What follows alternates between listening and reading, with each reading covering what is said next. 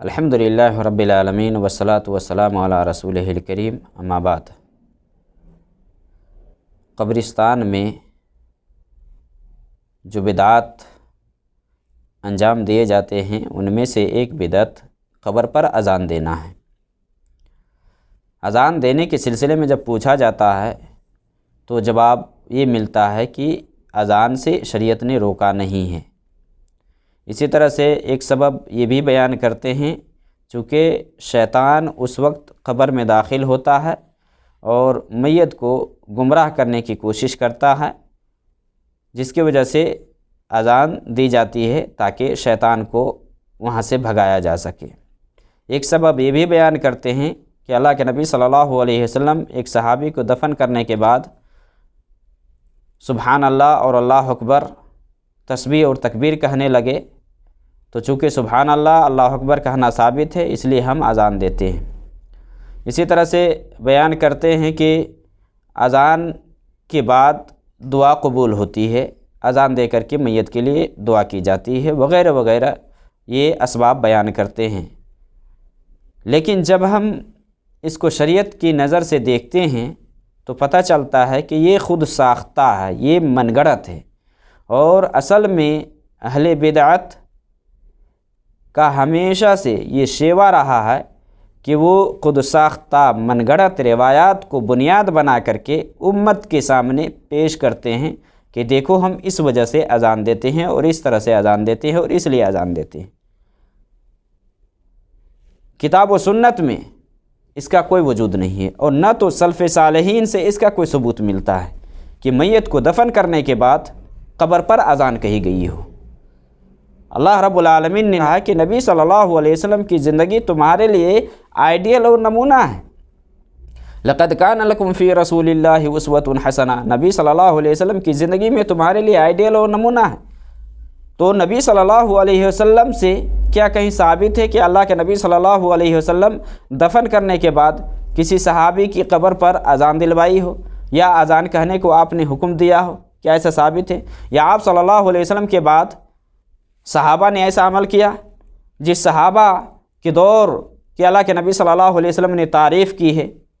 خیر القرون قرنی ثم الذین یلونہم ثم الذین یلونہم، کہ سب سے بہتر زمانہ یہ میرا زمانہ ہے اور میرے بعد میرے صحابہ کا زمانہ ہے۔ کیا صحابہ نے ایسا کیا؟ تو پتہ چلتا ہے دیکھنے کے بعد کہ صحابہ سے کہیں اس کا کوئی وجود نہیں ہے، کوئی ثبوت نہیں ہے، بلکہ یہ بہت بعد کی پیداوار ہے جسے بدعتیوں نے گڑھ لیا ہے، بنا لیا ہے، اور دلیل یہ دیتے ہیں کہ اس کو کرنے میں کیا حرج کی بات ہے۔ بھائی اتنی سی حرج کی بات ہے کہ آپ کو ایک ایسا طریقہ معلوم ہو گیا ہے جو نبی صلی اللہ علیہ وسلم کو بھی معلوم نہیں، جو صحابہ کو بھی معلوم نہیں، تو اس سے بڑی بدبختی اور کیا ہو سکتی ہے کہ ایک آدمی نبی صلی اللہ علیہ وسلم کی سنت سے ہٹ جائے، خود سے ایک طریقہ پیدا کر لے۔ اور یہ جو عمل ہے قبر پر اذان دینے کا جو عمل ہے یہ بدعت ہے اسلام میں، اور اسلام میں بدعت سے روکا گیا ہے۔ من عمل عملا لیس علیہ امرنا فہو رد، نبی صلی اللہ علیہ وسلم کی حدیث ہے کہ جس کسی نے کوئی ایسا عمل کیا جس پر ہمارا حکم نہیں ہے تو وہ مردود ہے، وہ عمل رد ہے۔ اسی طرح اللہ کے نبی صلی اللہ علیہ وسلم کی حدیث ہے من احدث فی امرنا ھذا ما لیس منہ فہو رد، کہ جس کسی نے کوئی ایسا طریقہ ایجاد کیا جو اس میں سے نہیں ہے، جو دین میں سے نہیں ہے، تو وہ مردود ہے۔ یہ جو طریقہ ہے یہ دین میں سے نہیں ہے، یہ مردود ہے، اس کا کوئی ثبوت نہیں ملتا۔ اور قبر کے اندر شیطان جاتا ہے، دلیل ہے؟ پوچھا جاتا ہے کہ کہاں دلیل ہے؟ آپ کا جو یہ کہنا ہے کہ شیطان قبر کے اندر داخل ہوتا ہے اور جب وہاں فرشتے آتے ہیں تو سوالات کے وقت بندہ کو گمراہ کرنے کی کوشش کرتا ہے، اس کی وجہ سے اذان دی جاتی ہے، دلیل ہے آپ کے پاس کہ مرنے کے بعد بھی شیطان قبر کے اندر داخل ہوتا ہے، انسان کو گمراہ کرتا ہے؟ تو ایسا کچھ بھی نہیں ہے۔ آپ صحیح روایت دیکھ لے، کوئی روایت لے آئے، بلکہ حدیث کے اندر تو یہ آیا ہے کہ اللہ کے نبی صلی اللہ علیہ وسلم یہ دعا کیا کرتے تھے، اللہ رب العالمین سے پناہ مانگتے تھے کہ موت کے وقت شیطان بدحواس نہ کر دے، وَأَعُوذُ بِكَ أَن يَتَخَبَّطَنِيَ الشَّيْطَانُ عِندَ الْمَوْتِ، موت کے وقت، کیونکہ یہ جو ٹائم ہوتا ہے، مرنے کا جو وقت ہوتا ہے، یہ بہت خطرناک ہوتا ہے۔ اس وقت شیطان گمراہ کرنے کی کوشش کرتا ہے، بندہ کو راہ حق سے بھٹکانے کی کوشش کرتا ہے۔ تو اللہ کے نبی صلی اللہ علیہ وسلم سے یہاں پناہ مانگنا ثابت ہے کہ شیطان سے آدمی پناہ مانگیں، لیکن مرنے کے بعد قبر میں داخل ہو جاتا ہے، قبر میں جا کر بندہ کو گمراہ کرتا ہے، تو اس سلسلے میں کوئی روایت صحیح پیش نہیں کر سکتا ہے۔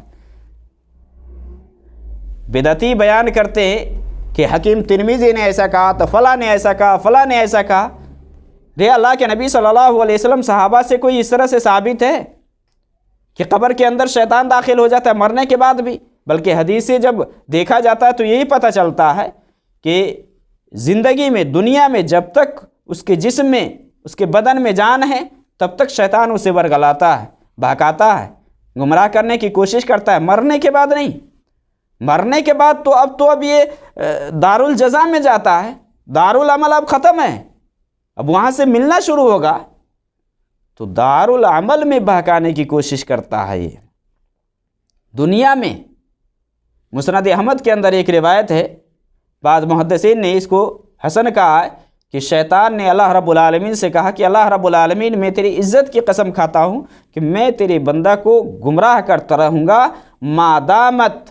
ارواحہم فی اجسادہم، جب تک ان کے روح ان کے بدنوں میں رہیں گے تب تک میں گمراہ کرتا رہوں گا۔ تو اللہ رب العالمین نے کہا پھر میری عزت اور جلالت کی قسم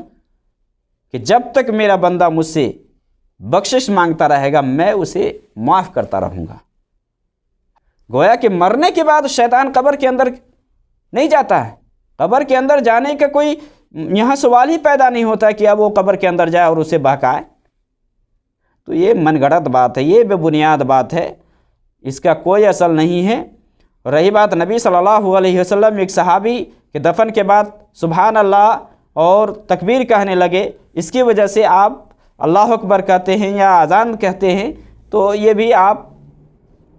کا کہنا بے بنیاد ہے، کوئی اصل نہیں ہے۔ ہاں، قبر نے اللہ کے نبی صلی اللہ علیہ وسلم سے ثابت ہے کہ قبر دبوچتی ہے، وہ صحابی کو دبوچا سعد بن معاذ، جس کے بارے میں حضرت عائشہ رضی اللہ تعالی عنہا سے حدیث ہے ان للقبر دغتا ولو کان احد الناجی منہا نجا منہا سعد بن معاذ، کہ قبر دبوچتی ہے، اگر کوئی قبر کے دبوچ سے اگر بچنے والا ہوتا تو سب سے پہلے سعد بن معاذ بچتا، یہ ہے۔ لیکن اس کو دلیل بنا کر کے کہ شیطان بہکاتا ہے، ورگلاتا ہے، یہ سب بے بنیاد بات ہے۔